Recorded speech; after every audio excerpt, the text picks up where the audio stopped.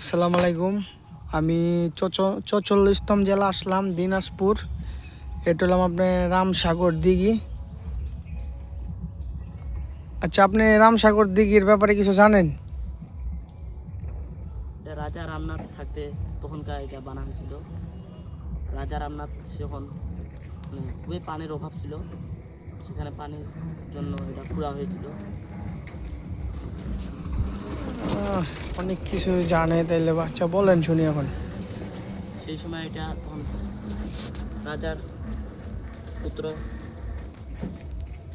তখন এটাতে স্বপ্নের কারণে স্বপ্ন দেখছিল, তখন এই স্বপ্ন দেখার পরে এটা উনি নিজে আত্মহত্যা করে পানির মধ্যে নিজের জীবন দিয়ে তারপর এটা পানি উত্তোলন করা হয়েছে। বয়স কত হইতে পারে আনুমানিক? বয়স তো অনেকগুলা, এখন 400-500 বছর হইব না, আরো বেশি হইব? ওই রকমই হইব। আচ্ছা ঠিক আছে, ছোট একটা ভাই, তার সাথে দেখা হয়ে গেল, সে আর কি জানতে পারে, কারণ এটা অনেক হাজার বছরের, যতটুকুই জানো হালকা পাতলা সেটুকুই আমাদের জানাইলো। এই রামসাগর এটা আপনার বিশাল বড় ভাই। আমি এত বড় দিঘি আমার লাইফ আমি দেখিনি। এই যে বাংলাদেশে আমি 64টা জেলা যে ভ্রমণ করলাম, মানে এত বড় দিঘি, বাবা রে বাবা, আমি আমার জীবনও আমি বলা দিই নাই ভাই। যাজ্ঞা, আপনাদের যদি আসতে মন চায় আমি আপনাদের লোকেশনটা দিতে পারি।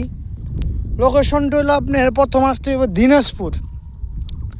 দিনাজপুর থেকে আপনি একটা অটো 100, 150, 200 আপনি যতটুকু দরদাম করে আপনি করতে পারবেন, আপনি দরদাম করে আপনি রিজার্ভ করতে পারবেন। আপনি ততটুকু দিয়ে আপনি আসবেন রামসাগর দিঘি। রামসাগর দিঘি আপনার 30 থেকে 40 মিনিট লাগবে আসতে, বা 20 মিনিট লাগবে।